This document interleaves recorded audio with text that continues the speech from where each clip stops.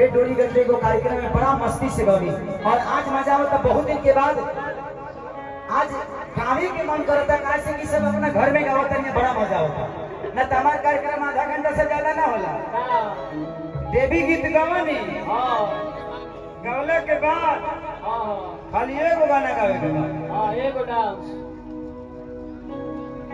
जर्दनी कौन कौन हो अच्छा किया हो जो निकल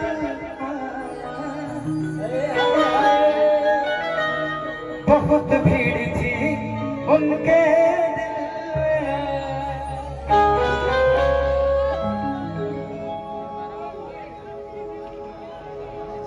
अब किनके दिल में भीड़ थी आप लोग को पता चलिए गया होगा।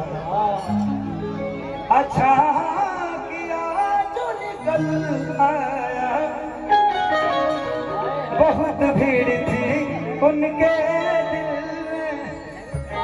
चलिए वायरल का एक गाना है मेरा और बड़ा प्यारा सॉन्ग था कि जा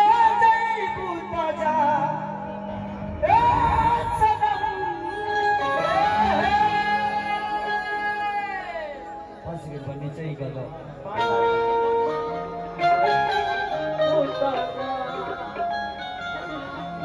लड़का गाता कि दिल के अरमान से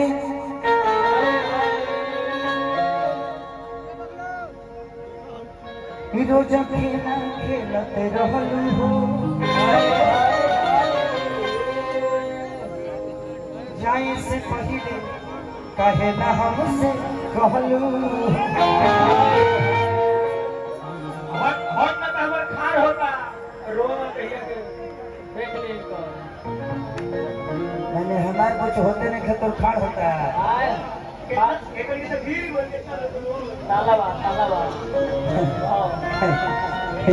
दुगुने के मजा देता रहो। अरे ब्यास बैकग्राउंड का हवा बाबू थोड़ा सा गरिमा को रखो तू अलग मैटर है अलग हकाले से बाद में फंस जाता बोलबे ते अधूराए हो जवाब देवे के पड़े लाइव। हाँ ऐसे हाँ तुम्हें न दिक्कत बा बाबू रे भाई जितने लोग यूट्यूब पे वाले हैं भाई प्लीज हम कुछ नहीं बोल रहे हैं। अच्छा ही बताइए जब अपना घर परिवार में कोई फालतू लड़का होला तो समाजे हो डोंट माइंड। आप ही लोगों के लिए बच्चे भी बोल रहे हैं कि उसको माइंड मत करिएगा वो हंसी मस्ती है इसको यही तक रहने देखिए। मनोरंजन को मनोरंजन तक गिरा और मनोरंजन कभी अश्लील नहीं होता है। जिस चीज से मजा आता है उसी में सृष्टि होती है। ये दुनिया मजा के वजह से है नहीं तो ये दुनिया होती नहीं। कुछ लोग उसको अश्लील बोल के बना देते हैं।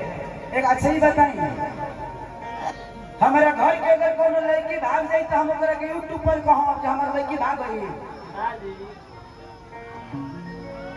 किसी को सुधारना होगा तो उसके सिस्टम है। आप उसको बोलिए उसको कॉल करिए। आप यूट्यूब पे बोलिएगा लाइव आके बोलिएगा तो आप अपने भाषा को एक जगह नहीं विदेशों तक बता देते हैं कि आपकी भोजपुरी गंदी है। क्योंकि यूट्यूब और फेसबुक देखने वाले सिर्फ आप ही नहीं बल्कि विदेशों तक आपके शब्दों को देखा जाता है। और आप फेसबुक पे बोल के यूट्यूब पे बोल के आप उस इंसान को नीचे नहीं गिरा रहे हो, उस गाने को गंदा नहीं बोल रहे हो, आप अपने भोजपुरी समाज को गंदा बोल रहे हो और पूरी दुनिया के नजर में उसको गिरा रहे हो। अच्छा मिथिलेश भाई सपरा किंग जिसका मैं ब्रांड एम्बेसडर हूँ 21 रुपए का पुरस्कार मैंने जब 2000 बता हम 51 से कहे बोली रोका गिनिए देता नहीं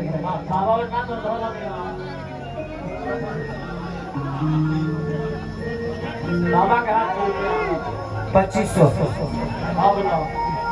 जीजा जी जहाँ भी है प्लीज आप आ जाइए। 2500 पुरस्कार है सपरा के 2500 मांग के दिलवा दीजिएगा।